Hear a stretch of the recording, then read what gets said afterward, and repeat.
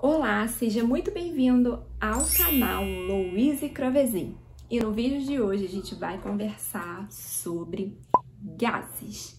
Isso mesmo, flatulência, pum, peido, como você gosta de conversar com seu paciente e falar sobre esse tema, que muitas vezes é constrangedor, o paciente fica com vergonha de comentar, mas a gente precisa saber, porque pra gente tem muita importância na prática clínica. Então, bora lá?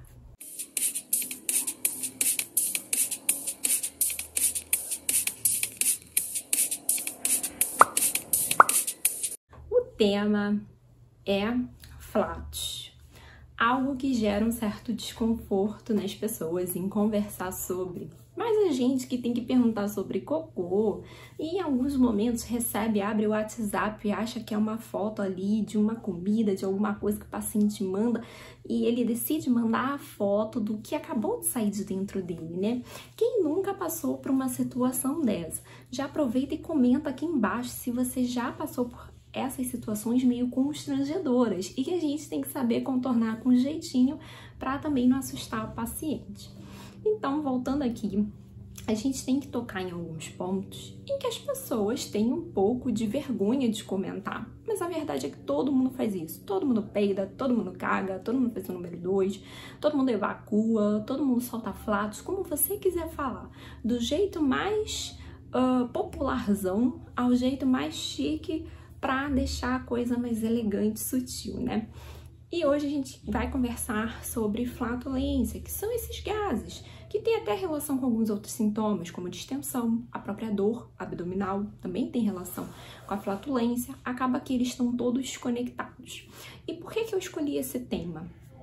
A flatulência, ela tem muita relação com a disbiose. E quando eu digo disbiose, eu tô falando o pacote integral, tanto da disbiose clássica, que a gente costuma conversar e encontrar no nosso dia a dia, como da SIBO, que é o supercrescimento bacteriano. Quando a gente tem mais bactérias no nosso intestino delgado ou até mesmo em outras regiões, a gente vai ter mais fermentação, vai ter mais produção de gases. E esse vai ser um sintoma clássico de indivíduos que têm SIBO. Ele sempre vai estar comentando que está com muita eructação, que é quando essa flatulência, esses gases saem por cima, como também ele vai comentar de muita eliminação de gases por baixo, né? Que vai seguir o seu curso natural do trato gastrointestinal e vai ser eliminado ali pelo ânus. E aí a gente tem esse tipo de características dos pacientes que têm SIBO. Só que na disbiose a gente também pode encontrar a flatulência presente. Não é algo que é regra. Todo mundo que tem disbiose, que tem alteração na composição da microbiota intestinal, tem flatulência. Não é uma regra. E há também pessoas que têm essas flatulências e que não apresentam disbiose. A gente já vai chegar nelas. Mas uma característica que diferencia a SIBO da disbiose tradicional é o odor.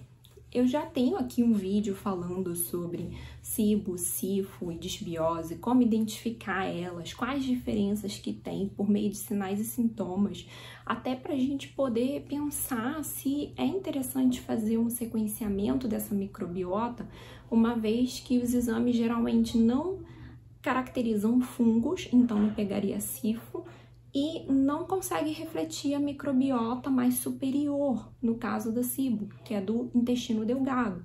Ele vai pegar da porção final ali do intestino grosso, no cólon. Então, a gente não consegue ter o diagnóstico de SIBO e de SIFO, mas de disbiose a gente consegue.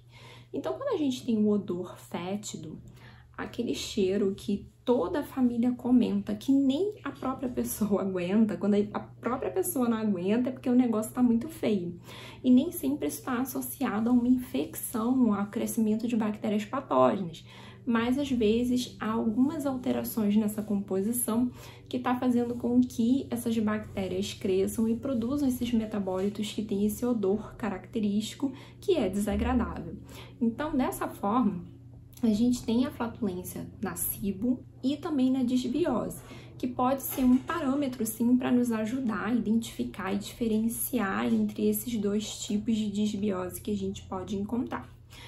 Com relação a indivíduos que têm flatulência, mas que tem uma microbiota, ok, uma microbiota nota 10, excelente, maravilhosa, estrelinha no caderno, aquele exemplo de microbiota, a gente tem que pensar no seguinte: existem outras causas que não só alteração na composição da microbiota para levar à flatulência. Pode ser que esse paciente tenha alguma intolerância alimentar, com isso, o processo digestório desse indivíduo não digere muito bem aqueles alimentos e chega íntegro ali no intestino algumas substâncias, alguns nutrientes que deveriam ter sido quebrados e que passam a ser fermentados pela microbiota. No caso da intolerância à lactose, é muito comum pessoas sofrerem com flatulência durante anos, às vezes faz exame de microbiota, faz endoscopia, faz colonoscopia, faz um monte de exame solicitado por médicos e também pelo nutricionista quando a gente fala ali do sequenciamento de microbiota e dá tudo normal, não tem alteração. E aí a resposta está na intolerância alimentar. Então, que o exame de sangue ele pode ajudar a identificar. E algumas intolerâncias são difíceis da gente identificar o próprio indivíduo. Por quê? São alimentos que às vezes estão inseridos no cotidiano, no dia a dia. E tem dia que come e tá tudo bem, tem dia que come que passa mal. Então, como ele consegue identificar qual alimento é o causador dessa intolerância? E aí, obviamente, que a experiência do profissional da saúde, de entender e interpretar os sintomas que o paciente tem e solicitar esses exames, vai levar para o diagnóstico correto. Então, uma das grandes causas de flatulência, sem sombra de dúvida, quando a gente tem nenhuma alteração na microbiota, pode ser essas intolerâncias alimentares. Uma outra causa é que alguns indivíduos eles têm uma maior sensibilidade a bactérias fermentadoras. A gente tem bactérias fermentadoras, uma delas é uma marcadora de saúde. A gente tem vídeo aqui, vou deixar aqui no card para vocês assistirem depois falando dessas bactérias, que é a Faecalibacterium prausnitzii, onde ela utiliza de substratos, fermenta aqueles carboidratos, né, principalmente provenientes de fibras, e gera gases. E é uma bactéria boa. Não quer dizer que uma pessoa que fermenta mais é um sinal de que há algo de errado com a microbiota.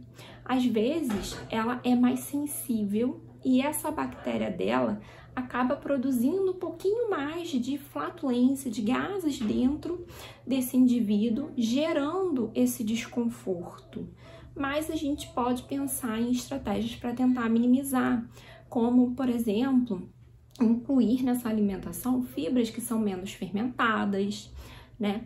Substâncias que não vão gerar tanta flatulência, tentar identificar se algum alimento, quando esse indivíduo consome, ele causa mais esse desconforto, para a gente minimizar, ou usar de algumas estratégias, como por exemplo, leguminosas, a gente tem forte associação com a flatulência, deixar de remolho e tudo mais, ver se essas estratégias vão funcionar com aquele paciente.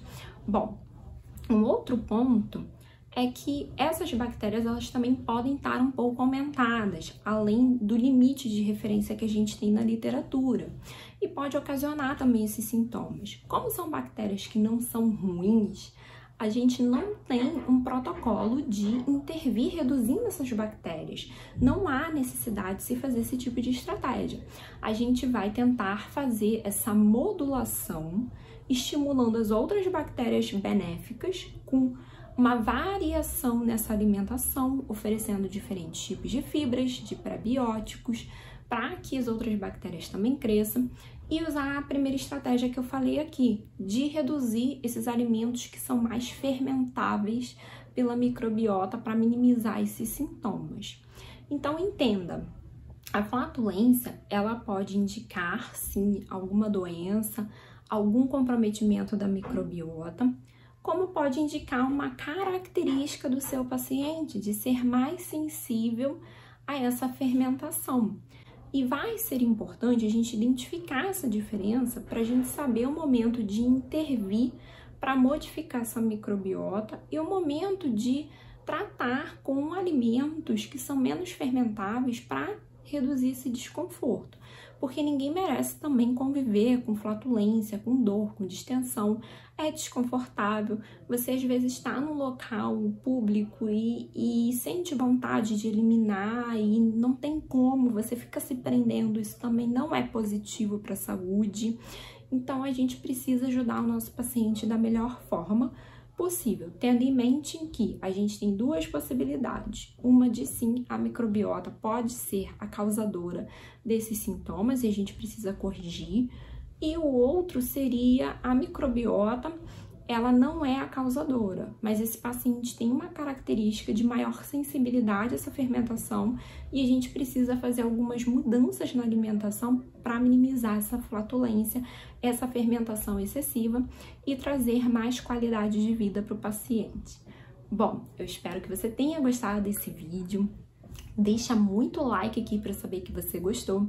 E já deixa aqui embaixo todas as suas dúvidas sobre microbiota, sobre sinais e sintomas e disbiose e sugestões de vídeos para eu poder estar trazendo aqui para vocês também. Um grande beijo, até a próxima, fui!